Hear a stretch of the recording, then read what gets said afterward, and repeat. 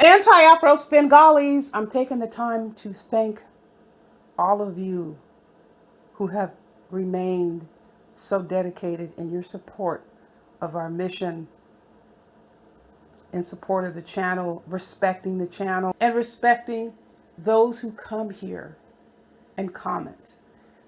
Thank you to anti-fraud warriors, friends and supporters, and observers, friendly observers.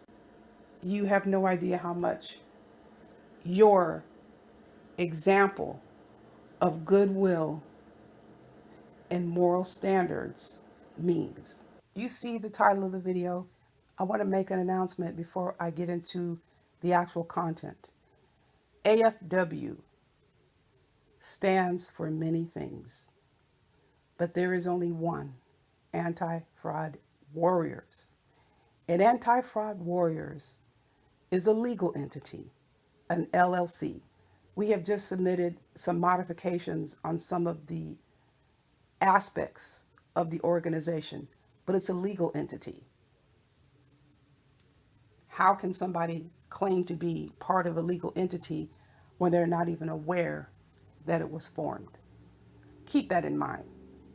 How can somebody be speaking for something when they don't know over half of the people who are anti-fraud warriors and who are not even on YouTube?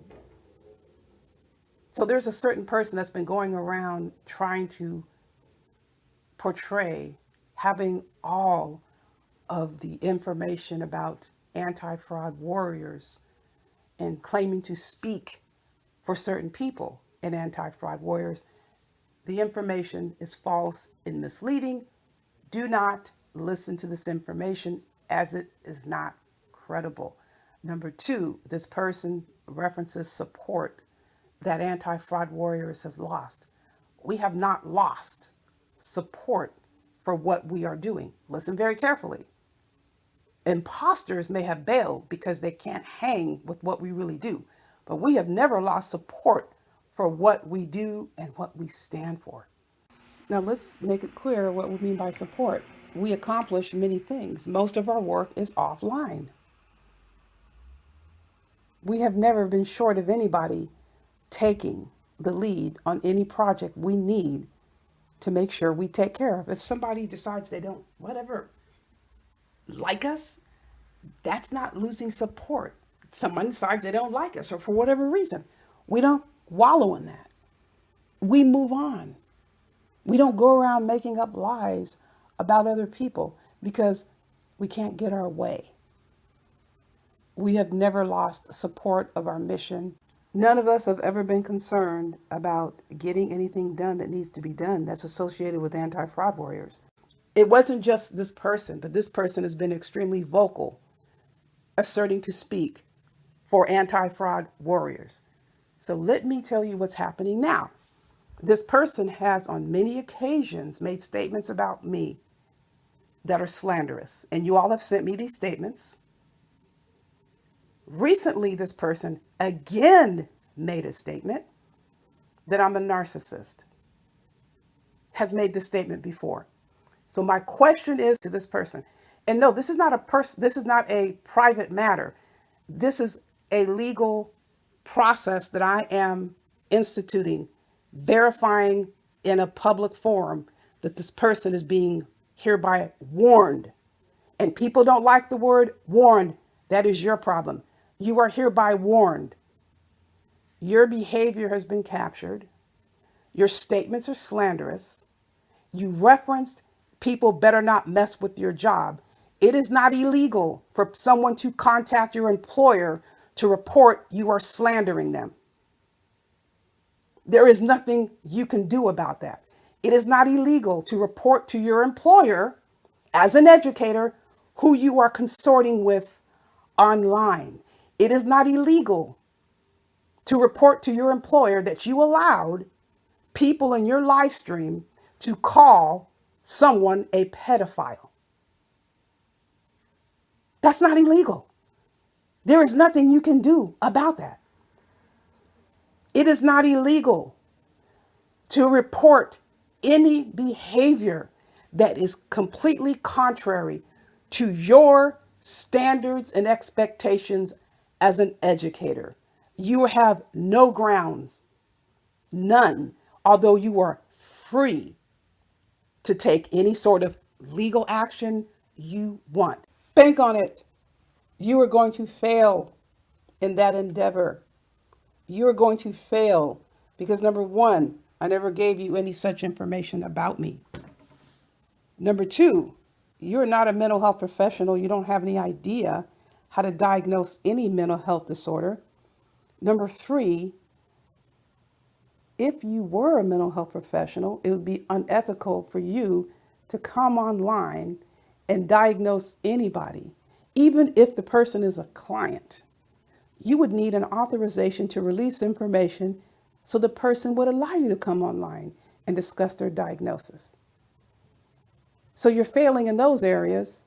Also, the statement, which is a requirement of slander, is false. Now, let's pretend this goes to trial. The judge can order medical records. It's all the same, medical, mental health. The judge is going to take those records into chambers and review them, and he's going to look for a diagnosis, or she's going to look for a diagnosis of narcissistic personality disorder. That's the correct terminology. You don't even know the terminology or even traits of it or any existence of what you claim I have, mental health disorders that require treatment by the mental health professional. But that judge is going to look for narcissistic personality disorder, which doesn't exist anywhere as related to me. So that is where you are going to fail. Your video, thankfully, was deleted by YouTube. It should have been deleted by YouTube.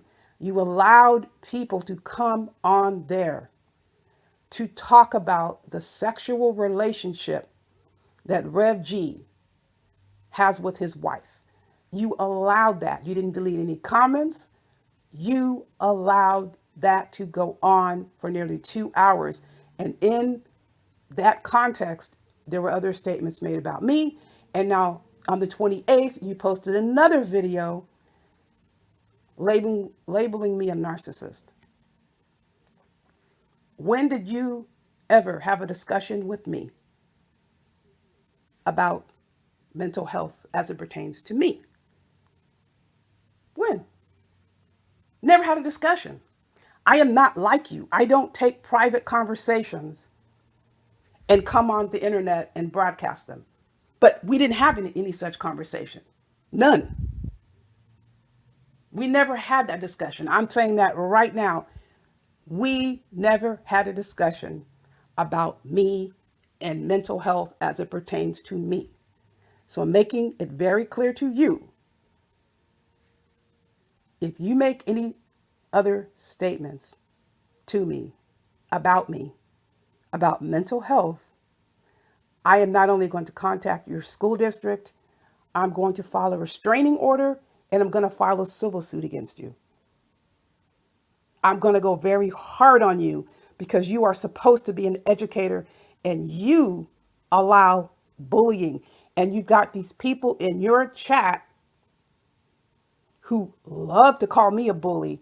And if I was as unethical as you, I would show the proof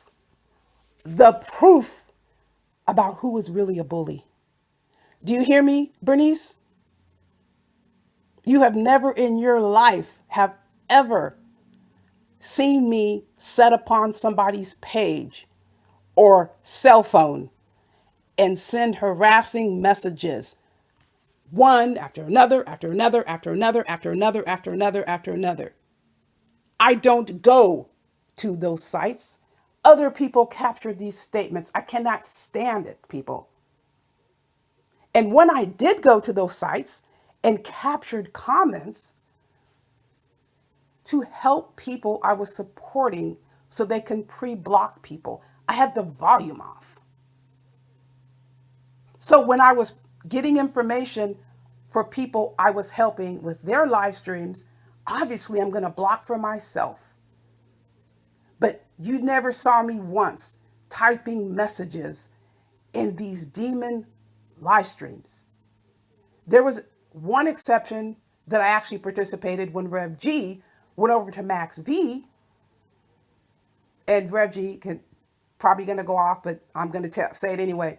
The police were monitoring that live stream when someone was making statements, slanderous statements about Rev G abusing his college students. And then I get blasted with all these text messages that Rev G was over there.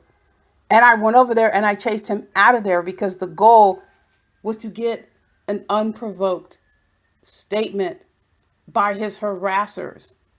And thankfully, the person had initiated those statements before Rev G appeared, but they just didn't want him over there. He is so intent on defending himself, and I don't blame him. This is the kind of garbage that you are restarting for my friend. And for what? What is it? For money, for views, for a channel? This is what you want to restart? You know what Rev G went through. And that is going to be an exacerbating issue that I am going to bring up with your school district, that you were aware of what happened to him and you subjected him to this.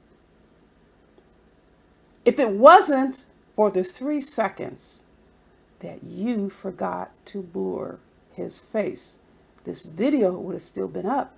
And the disgusting part is you didn't care. You blurred the faces. It was that important to you to keep this video up. And you want to consider yourself an anti-fraud warrior who stands for justice and defending people who are abused and bullied? You feel emboldened because you have a bunch of people in your live stream that have been blocked because their behavior is reprehensible. Save your effort trying to come over here telling me anything. There is no justice in YouTube streets. Justice for our people is in the courthouses. And that's where I'm going. I will stay in the courthouse. You can say whatever you want about me, and you've done it for 4 years. You crossing the line with threats and slander is not going to be tolerated. You doing it to any one of my friends, anyone I care about, anybody that supports this channel, anyone who exists here, and ask for my support in making sure that issue is addressed, they are going to get not just my support, we are going to find anybody we can to help this person. If you people want to exist in an evil strain, exist with it. What is the reason that you try to force others into it who want nothing to do with it? Case in point, this person puts up all these parody videos. It was disgusting. Claiming to be anti-fraud warrior and was putting up parody videos mocking us. You know how infuriated other anti-fraud warriors were about this crap? And guess who was backing and supporting this person? Me and Rev G. I am not blaming Rev G, but Rev G has a very strong, unmoving determination to see the best in people. And if he feels strongly about that, he is going to prevail by saying, hold off and wait. So a strong person isn't always the person who is louder and extroverted when they're speaking. It is the person who has the calm, resolute, and is extremely influential. That is what wins out most of the time with Rev G. He wanted this person to be given a chance. And look, don't make any mistake about it that Rev G is some pushover. He isn't. What is the harm in giving people chances? Many of you were given chances and you stabbed him in the back. But you benefited from those chances. Could it be all that bad? One of the most ridiculous statements I have ever heard this person make is, Rev G doesn't like who I don't like. What does not liking someone mean? What does that represent? Well, for me, avoiding people is my sign that I'm just avoiding you because what you represent is, I can't handle what you represent. And usually that is abuse and threats. Now, if that was the case, Rev G wouldn't be talking to a lot of people. He will talk. What is your standard? Like, what is liking? What does that mean? This is a childish, immature statement. He's a grown ass man. He talks to people that I would never even consider talking to. So, what is a standard for liking? Wouldn't you consider at least communicating with a person as a willingness to at least see if you can work something out? Well, for me, when certain things are said and done to me, I don't turn back. I don't want to be an experiment, but he has a different disposition. So for someone to say he doesn't like someone because go back and look in all these live streams and see where Rev G is. Do you see me there? Again, people say things, they have absolutely no idea what they are talking about.